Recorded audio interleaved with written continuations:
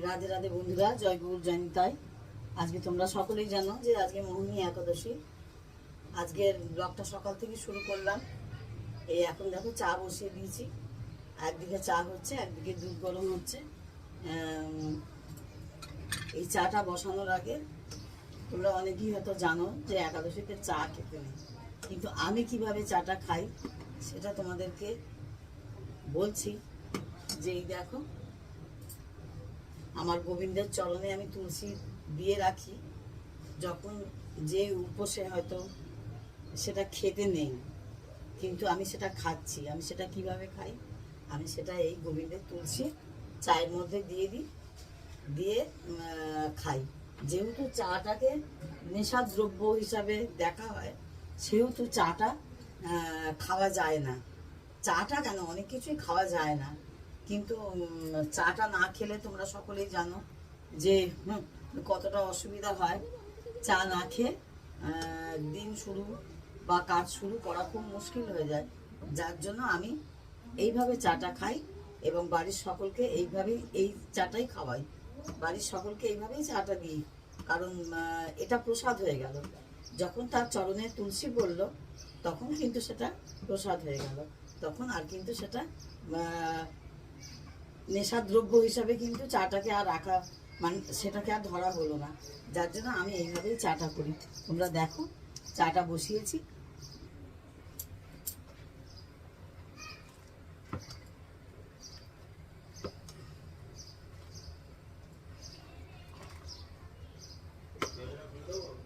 হ্যাঁ, দাও না।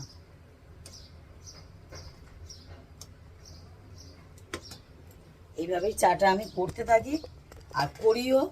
তোমরা সঙ্গে থাকো, সাথে থাকো। আর আজকে একাদশীর ব্লগটায় আরও অনেক কিছু তোমাদের দেখাবো, অনেক কিছু শেয়ার করব। তোমরা আশা করি তোমাদের সকলের ভালো লাগবে। ততক্ষণ তোমরা চ্যানেলের পাশে থাকো। আর এইদিকে দেখো, দুধ গরম হচ্ছে। আজকে তোমাদের সকালবেলায় বললাম ভিডিওর শুরুতে, আজকে শ্রী শ্রী মোহিনী একাদশীর উপবাস। আজকে মোহিনী একাদশী। তোমরা হয়তো যারা একাদশী করো তারা জানো যে এই প্রত্যেকটা একাদশীর একটা নাম থাকে, হ্যাঁ, তার মাহাত্ম্য থাকে। আমার আগের ভিডিওয়ে এই একাদশীর মাহাত্ম্য দেয়া আছে, তোমরা দেখবে, মাহাত্ম্য কথা শুনবে। আর এই দেখো, আজকে আমি ভোগে কি দিয়েছি। এই দেখো, এই একাদশীর দিন একটু মিষ্টি, একটু ফল, এইটা মানে ঠাকুরকে একটু ফল মিষ্টি দিতেই হয় অবশ্যই করে। অন্য দিন তুমি যা খুশি দিয়ে পুজো দাও, কিন্তু ফল মিষ্টি একটু দিতে হয়। আর যে মানে তুমি পঞ্চদেবতার উদ্দেশ্যে 5টা জিনিস নিবেদন করা দরকার পড়ে, কিন্তু পাঁচটা সব কিছু তো সবসময় হয় না। যার জন্য 5টা বাতাসা ঠাকুরকে নিবেদন করতে হয়, কারণ বাতাসা এটা তো সবসময় ঘরে সকলেরই থাকে প্রসাদের জন্য। এই 5টা বাতাসা ওই জন্য প্রসাদের মধ্যে দিতে হয়। এটা আমি দিই।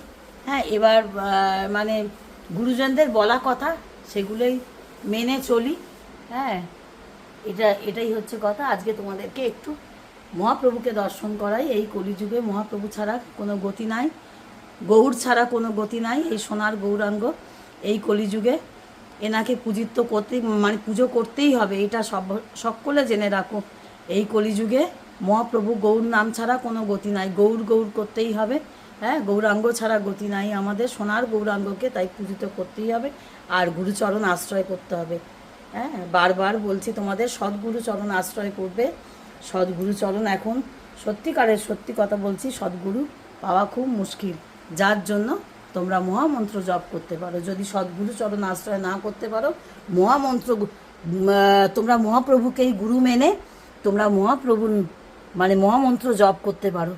এতেই উদ্ধার, কলিযুগে এতেই উদ্ধার। তোমাদের একটু আমার গোপাল সোনাদের দর্শন করাই।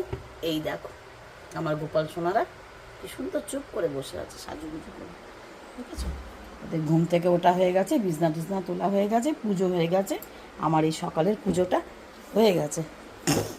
তোমাদের দেখাই আশিসবাবু কী করছে। দেখো, আশিসবাবু একটা বড় কাজ নিয়ে বসেছে।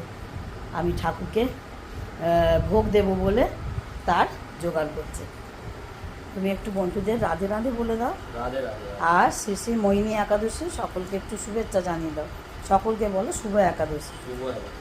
হ্যাঁ, সকলে ভালো করে পালন করবে। যারা পালন করছো তারা তো করছো, আর যারা করছো না তারা ওই দেখো আশিস বাবু কি বলছে, ভালো করে পালন করুন, আর যারা করছেন না ভালো ভালো উপভোগ করুন। যারা করছো না তারা চেষ্টা করবে করার। আমি বলবো না একদম না খেয়ে করা সম্ভব, না খেয়ে করা এ যুগে সত্যি সম্ভব না, কারণ মানুষের পক্ষে মানুষ এখন অনেক ওষুধ খায়, শরীরের অনেক রকম অসুবিধে সুবিধে আছে। অন্ন আর চোঁয়া পোড়া বাদ দিয়ে তোমরা সকলে 8 থেকে 80 সবাই এসো করি একাদশী। হ্যাঁ, তোমরা সঙ্গে থাকো, সাথে থাকো। আজকে বন্ধুরা এই একাদশীর আমি যে ভোগটা আজকে দেব ঠাকুরকে, সেইটা তোমাদের সঙ্গে একটু শেয়ার করছি। এই দেখো বসিয়ে দিয়েছি পায়েসের দুধ, বসিয়ে দিয়েছি, এখানে দুধ জাল হচ্ছে। আর এখানে সাবুর পায়েস করবো বলে সাবুটাকে একটু কাঠখোলায় ভালো করে একটু নেড়ে নিচ্ছি।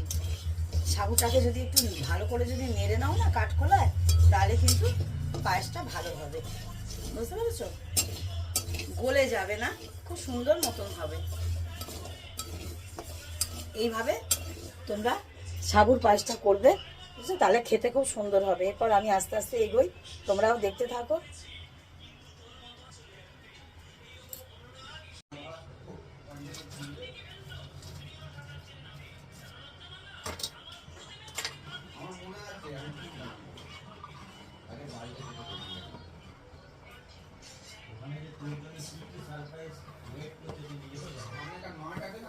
দেখো বন্ধুরা, পায়েসটা এবার হয়ে এসছে বলে একটু বাতাসা দিয়ে দিলাম।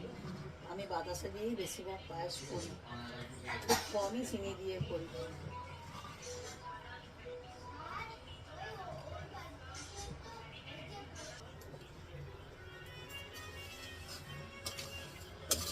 ডালিয়ার পোলাও করবো বলে ডালিয়াটাকে একটু ভেজে নিচ্ছি কাঠখোলা।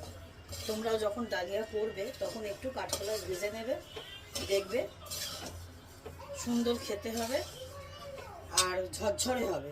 সব থেকে বড় কথা, পোলাও ঝরঝরে করার জন্য চাল বলো ডালিয়া বলো, তুমি যে জিনিসটা দিয়েই করবে না কেন সেটাকে একটু কাঠখোলা যদি ভেজে নাও না, তাহলে কিন্তু সে জিনিসটা খুব ঝরঝরে হবে। হ্যাঁ, তবে শুকনো খোলায়, কোনো তেল না, ঘি না, কিচ্ছু না।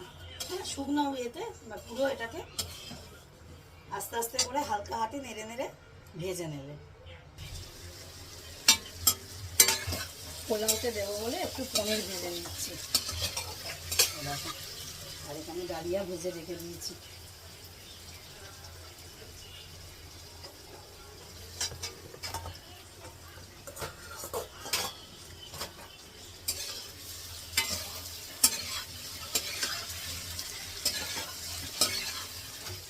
পায়েসটা হয়ে গেছে,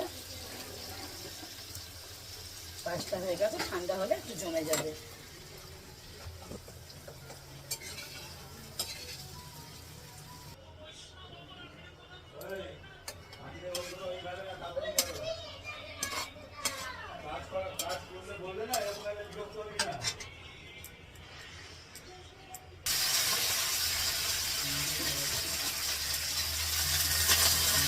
আলু টুকরো করা আর গাজর দিয়ে সব একসঙ্গে এবার ঘি দিয়ে ভাজবো।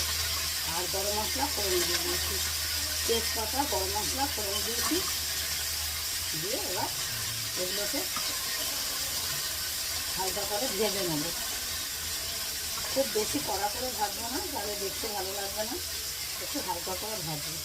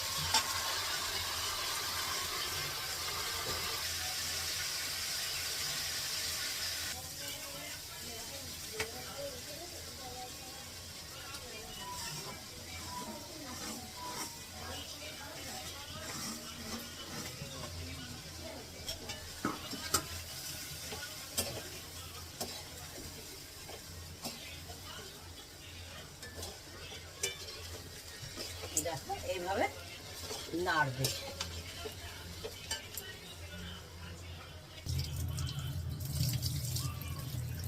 যেহেতু 2 বাটি ডালিয়া, সেহেতু তার ডবল জল দেবো 4 বাটি। 1 বাটি ডালিয়ায় 2 বাটি, আর 2 বাটি ডালিয়ায় 4 বাটি জল দেবো। 3 এই 4, এই 4 বাটি জল দিয়ে এবার একটু ভালো করে এটাকে সুন্দর করে নাড়িয়ে দেবো। নাড়িয়ে একটু হালকা চাপা দিয়ে দেবো। চাপা দিয়ে কিছুক্ষণ রাখবো আস্তে আস্তে। তারপর এটা হয়ে যাওয়ার পরে কিন্তু তারপর যেই অনেকটা হয়ে আসবে তখন তারপর কিন্তু আস্তে আস্তে পনিরটা দিয়ে তারপর কিন্তু নাড়াবো। গায়ে লাল পিঁপড়ে উঠে গেছে। তারপর আস্তে আস্তে কিন্তু নাড়াবো। এই দেখো জলটা দিয়ে দিয়েছি,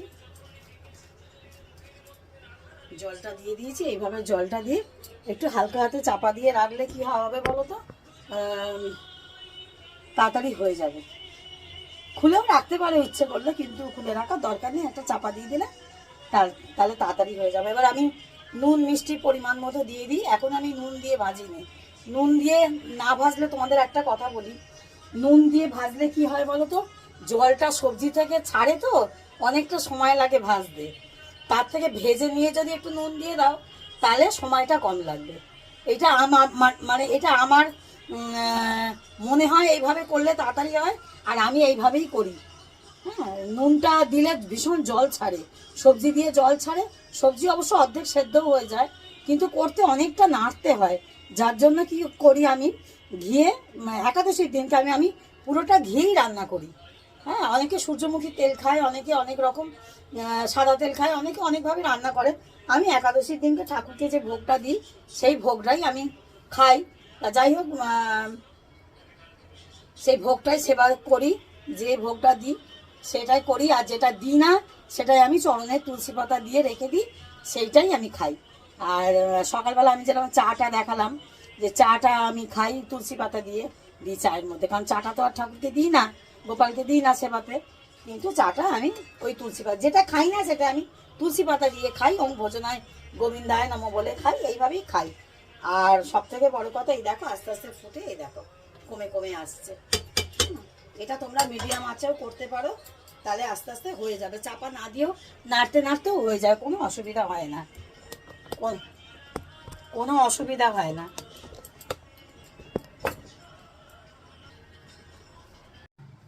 এই দেখো বন্ধুরা,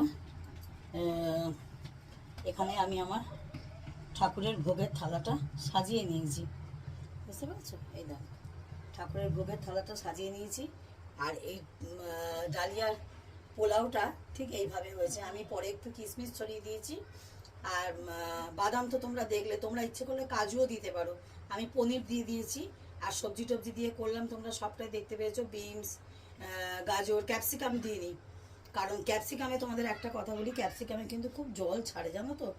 আর ক্যাপসিকাম দিলে একটু লেটকে যায়, জিনিসটা একটু লেটকে যায়। আমি ভগবানের ভোগের থালাটা রেডি করে নিয়েছি। এবার তুলসীপত্র দিয়ে এটা ঠাকুরকে দিয়ে দেবো, নিবেদন করব। তোমরা ভিডিওর সঙ্গে থেকো, সাথে থেকো। আর এইভাবে একাদশী যারা করছো তারা করতে থাকো, আর যারা করছো না তারা অবশ্যই বলবো করো। আর যা খাবে একটু ভগবানকে দিয়ে খাবে, এটাই নীতি, আর কিছুই না। আর এমন কিছু বিরাট মানে বিশাল কিছু নয়, জানো তো।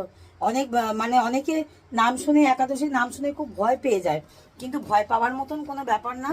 ভয় পেতে হবে না, ভয় না পেলেও চলবে। তোমরা সহজ সরলভাবে যে যেভাবে পারবে সেভাবে করবে। শুধুমাত্র আমি তোমাদের আবারও বলছি, শুধুমাত্র ভাত, চোঁয়া পোড়া এগুলো খেতে নেই। এছাড়া তুমি তোমার মতন করে খেতেই পারো। আর সর্বোপরি একটা কথা বলবো, গোবিন্দের নাম করে খাবে, ওম ভোজনায় গোবিন্দায় নমঃ। আর গোবিন্দর চরণে তুলসী পাতা দিয়ে তুমি ভোজন করতেই পারো, তোমার কিছু হয় না।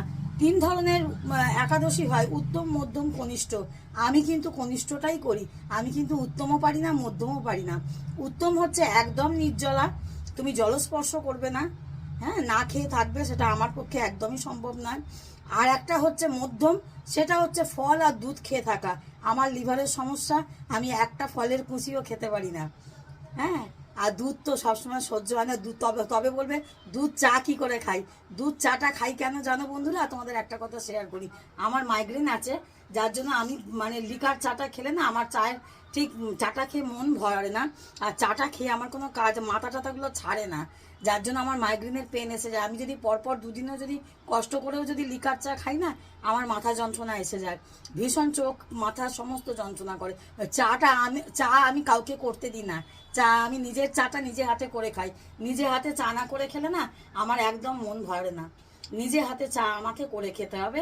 আর আমি আমার পরিমাণ মতো চা দেবো, দুধ দেবো, চিনি দেবো, সব কিছু দিয়ে আমি আমার মতন করে চা খেলে তবে, যদি আমি কারোর বাড়িতেও যাই, কেউ যদি আমায় চা দেয়, আমি কিন্তু সেই চা খেয়ে আমার তৃপ্তি হয় না। আমার কিন্তু আবার বাড়ি এসে নিজে হাতে চা করে ঠিকঠাক মতো খেলে, যদি খাই তো ভালো, বেঁচে গেলাম।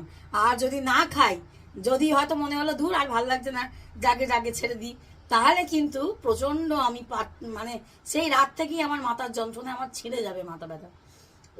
ওই জন্য চা খেতে নেই বলে, কোনো নেশাদ্রব্য খাওয়া চলে না একাদশীতে। কিন্তু তোমরা যদি খাও, তা বলে বলছি না সিগারেট পান বিড়ি ওটা খেও না, কিন্তু যদি তোমরা খাও তাহলে তোমরা ওই, যদি চা খাও, চা না খেয়ে কেউ যদি না থাকতে পারো, গোবিন্দর চরণে তুলসী পাতা দিয়ে খেতেই পারো। যাই হোক, ভিডিওটা এখানেই শেষ করছি। তোমরা সকলের সঙ্গে থাকো, সাথে থাকো, ভিডিওর পাশে থাকো, আর এইভাবে সাপোর্ট করো। লাইক দিও অবশ্যই একটা, আর কিছু একটা কমেন্ট করো, তাহলে ভালো লাগবে। আগামী ভিডিও জন্য আগ্রহ বাড়বে, তোমরা সকলেই জানো। ততক্ষণ জয় গৌর, জয় নিতাই, রাধে রাধে।